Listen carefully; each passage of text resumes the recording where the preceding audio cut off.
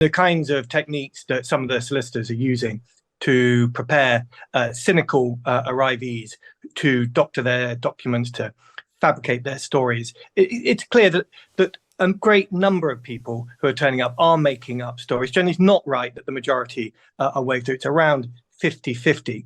No, it's not. That's absolutely not true. Go on, Jenny. No, Jenny. Sorry. Wait a minute, James. Let Jenny respond, and then James, you respond. That is speculative. It's not fact. Jenny. It is fact. It's 100% fact. Hang on, Jenny, you said something.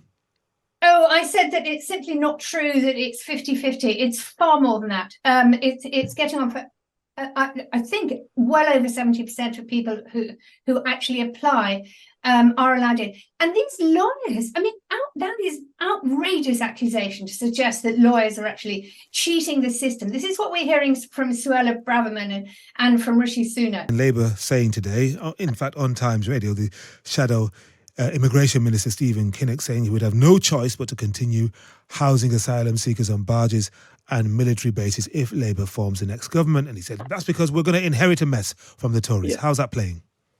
Yeah, quite. I mean, I think it's been framed as Labour saying they want to keep the barges. I don't think no one really wants barges in our immigration system. What they're basically saying is that when we inherit, or if they inherit the situation, they're going to have to keep the boats, the barges there for some time because there just isn't enough processing capacity in the Home Office. I mean, I think that's, again, a reflection of the fact that this government has failed to get that backlog down in the past few years. Okay, well, let's go to you, Jenny Jones, Baroness Jones from the Greens, first of all. Hello. Good evening. Hi. So what would you make of the latest developments and where immigration is playing, how immigration is playing as an issue this week? I really hope I'm not going to come over as too jaded for this for this evening's panel, but having sat and watched this government for the past 10 years from a fairly front row seat, I can only say it is incompetent, inept, and also at times corrupt and criminal. So when we look at migration, you have to say to yourself, why aren't there enough safe routes? What they could have done is actually set up safe routes, and we would not have this backlog. Now, one of the things that is reported today is that Rishi Sunak has decided, or rather not decided, he's just done it. He has actually taken a figure of 6,000 claims out of the figures so that it makes everything look better. So 6,000 claims taken off the asylum backlog. How did he do that? Well, I don't know. I don't know. Pencil and ruler. I've got no idea how he did that. But that's been reported. And it does not surprise me because, of course, if you can't do it by proper means, this government will just take any way to make themselves look better. Right. Let me go to a former government minister, Lord Bethell. James, hello. Hello there. Jenny described the government, which you once served, as incompetent, inept, corrupt and criminal. How do you plead? Well, Jenny overstates things. Listen, this is a massive problem that a lot of countries are facing, and we are not alone in really struggling with this.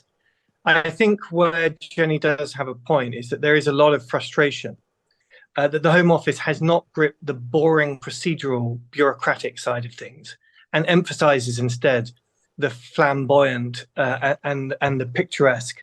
There's a lot of talk of boats and gunships and other kinds of highly dramatical solutions. What we're not seeing is the processes around speeding up the handling of these asylum seekers and refugees done in a much more practical way. And parliamentarians, I think, of all parties are getting frustrated that they're just not seeing bureaucratic competence of the kind that we would expect. And James, why do you think that is? After all, we no longer have a flashy, here today, gone tomorrow, dilettante prime minister, a guy who just thinks about how good he looks and ruffling his hair. We've got a very serious, sober individual in number 10, and yet still. Yeah, I mean, listen, you can't turn around these long-standing problems very quickly. And I do think that Rishi has probably done quite a lot to try and take sensible steps. This is a huge problem that's been 30 years in the making. We have, as a country, overlooked the challenge that was always coming down the line at us. We've known for a very long time that the world is on the move, that people from a large number of countries are going to be seeking economic opportunities and better lifestyles elsewhere. That pressure has been increased by climate change and by war and the disruption caused by regime change. And we've known that for ages. And we should have been in a robust shape to deal with that. And I am frustrated, as are others in the Conservative Party, that the Home Office is not gripping these problems, and these long-standing waiting lists remain in place and often are getting longer. And that's why I have voted against the government a couple of times on this. Mm-hmm. Let's go to Baroness Bakewell. Joan, if I may, the question is whether Labour in government would approach this differently and get more of a grip on it, these long-term systemic issues which James described, any better than the Conservatives. And you've heard today from Stephen Kinnock, the immigration minister, that, well, yeah, we would use a big Bibi Stockholm too, and we would have to, for a while at least, maintain the same policies. Well, at least I hope they would. I think they would have a lot of energy behind them, because certainly something seriously has to be done to address this backlog. I mean, how can we allow this backlog to exist of clearing applications? It's ludicrous. I mean, where we're supposed to have unemployed? Where are they? Can they be trained? What training processes are going forward? What movement is there? There's an inertia behind this, which I like to think an incoming Labour government with its new energy would contradict, and I would wait to see that happen. Well, one wonders what level of detail they're going to provide us with before the election, because at the moment we're not seeing enough difference. I mean, obviously, a slightly different tone from Stephen Kinnock, from his Conservative opposite number, but people have to make a decision, and an awful lot of people in the red wall are, we're told, extremely concerned about migration, illegal migration, as they would see it. Well, we have to wait and see, don't we? I'm not writing the manifesto, someone else is. So I think there will be certainly a statement about it, but we have to bide our time. There's a strategy going forward about how you release your different policy statements and so on. I'm sure someone's in charge of that. It's not me. If it were, I would perhaps have something more vigorous to say about it. But I mean, it's such a cliche, isn't it? Something needs to be done. Yep. We all know that. There's no one who doesn't agree with that. It's just what and where is there is a political inertia that undermines every kind of need that exists in current policy. There's a political inertia, waiting for an election, I don't know, exhaustion possibly, disillusionment, laziness, lack of intelligence. All these, I think, might be cited. But then I wouldn't I? You might, Joan. Jenny, back to you. I mean, I've been following these issues as a journalist for more than 30 years. And despite what Joan says about inertia, there seems to be a new immigration bill and then act every 3 or 4 years. So it's not as if ministers of whatever stripe have turned away from this, but still the build-up and the backlog and the public frustration continues. The safe routes of which you speak, where are they? What would the Greens do? Well, we would set up safe routes. I mean, we'd also start talking much more about climate change, because as Joan said, and as James said, climate change is going to be a driver, and it's going to get worse. It's not going to get better. It's actually going to start pushing people out of their home countries because they can't feed their families. Well, we'll talk in more detail about climate change in a few minutes, Jenny. Okay. But when it comes to safe routes, where would these safe routes be set up, and in cooperation with whom?